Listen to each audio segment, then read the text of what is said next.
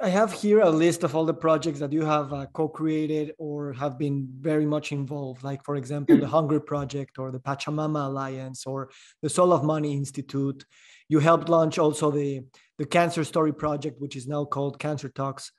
And to an outsider, that would feel that those are very different and separate topics and things to address. But probably they're just, as we were saying, just probably the same, and it matters which worldview is creating those problems and which worldview we are trying to summon to try to, I wouldn't say even solve them, but at least work with them. Mhm. I'm very interested because you've traveled to more than 50 countries: Ghana, Ethiopia, the Amazon, Bangladesh, India, Wall Street. um, and you've spent a lot of time with indigenous cultures, being a white rich woman coming to these areas where we don't really, like, we're projecting our own language categories and traumas onto them. How has it been for you and Bill to spend so much time with these beautiful people and try not to understand them through our language but theirs? Well, that's a beautiful question and a very appropriate one. My training, well, first I should say what really woke me up and had me be the kind of person who would do all the things that you mentioned was the EST training. And the EST training was a really powerful 2-weekend experience created by a man named Werner Erhard here in San Francisco. And it was highly controversial, very, very intense human potential program that sort of, kind of hit you over the head by a 2x4 of consciousness, of waking you up from being on rails or being on, an overconsumptive track that never ends, or trying to keep up with the Joneses, or trying to be somebody you're not. And I really, everybody has their, whether it's yoga or meditation, or they meet a powerful teacher, or they read a book that changes their life. That was me, totally changed by that, or awakened by that. It was extraordinary. The F training was a total wake up call for me. And after that, I saw the world completely differently. And what I saw was that why I was here and why everybody's here is to make a difference with your life.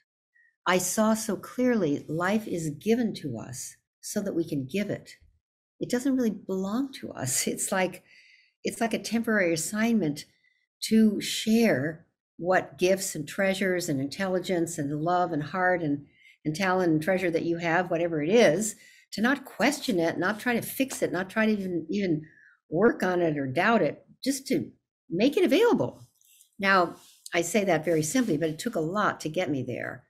And so after the EST training, I started to live in a commitment, I'll say, that was coined by the great Buckminster Fuller. And he committed his life to make the world work for everyone, with no one and nothing left out.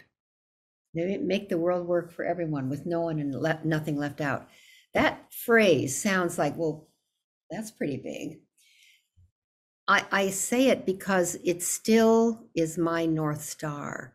There's nothing that I'm doing that isn't about that. So that includes in equity, empowering women, ending world hunger, eradicating poverty, saving the rainforest. I mean, there's nothing that doesn't fit in there. Now, I would say that because of the Pachamama Alliance, which you probably will get to soon, our mission is to bring forth an environmentally sustainable, spiritually fulfilling, socially just human presence on this planet. To me, that beautiful phrase, to bring forth an environmentally sustainable, spiritually fulfilling, socially just human presence on this planet, is now the context in which I live my life. And the Hunger Project, which was the first big initiative that I really gave myself to, trained me. You don't go anywhere you're not invited. The Hunger Project wasn't about feeding anybody.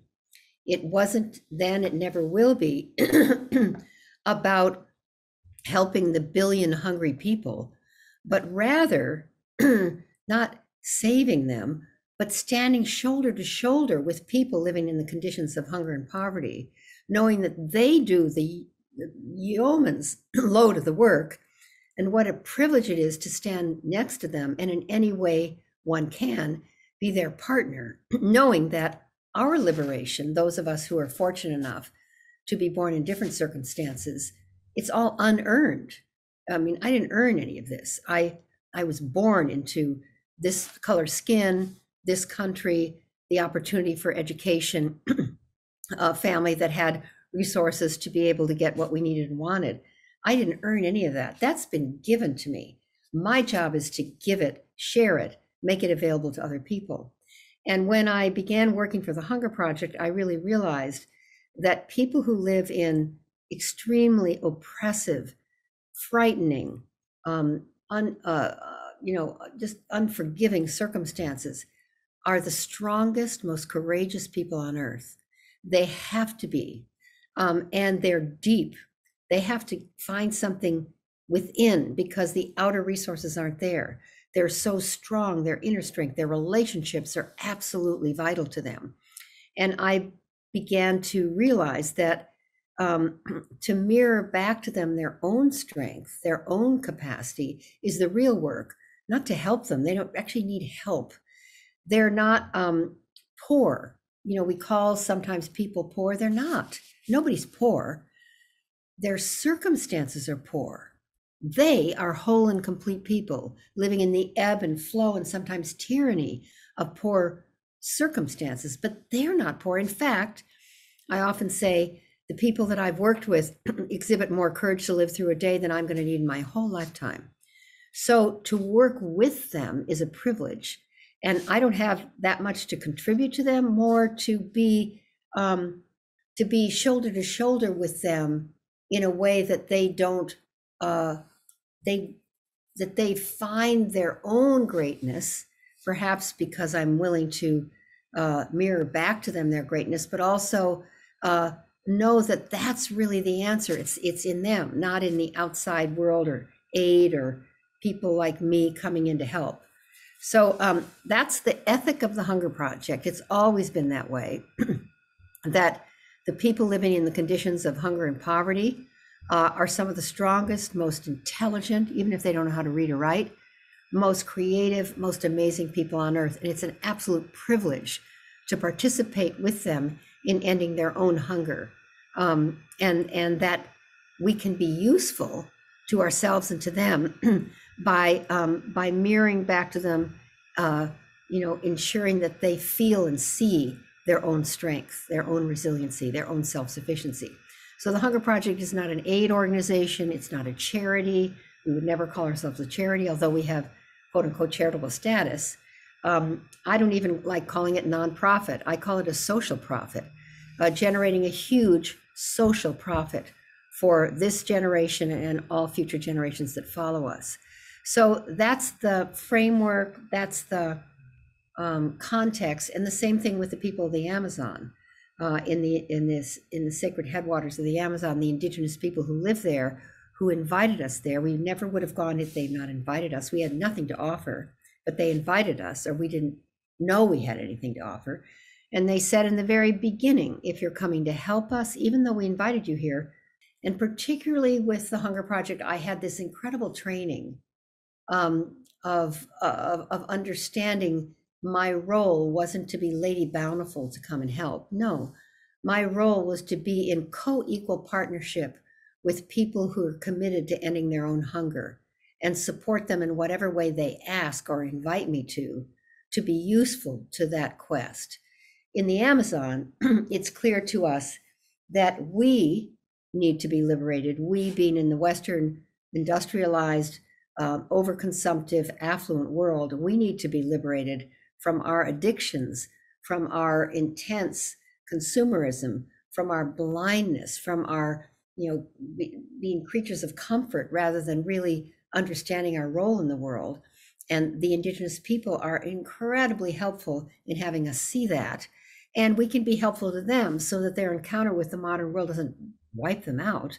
And we can educate them about the weird thing called money, the economic system in which everybody's trapped, and be their partners in having them have not a crushing encounter with the modern world, but an empowering encounter with the modern world. So from the very beginning of the Hunger Project, it was about self-reliance and self-sufficiency for people living in hunger and poverty, and also self-reliance and self-sufficiency for people like us, because there's the front hand of hunger, which is malnutrition, malabsorptive hunger, starvation, tremendous physical suffering. The back hand of the hunger, the hand of hunger, is the hunger for meaning, the hunger to make a difference with our lives, the hunger to matter. That's the hunger in the affluent world. And these two hungers are the front and back of the same hand. They're one hunger. And they don't cause each other. They're not causal, but they're totally linked. And when we end our own hunger by being useful and making a difference with our lives, rather than accumulating more stuff and making more problems for the world and taking things farther and farther out of balance, we begin to end our own hunger, and we can be useful in ending the physical hunger of more than 1 billion people on the planet.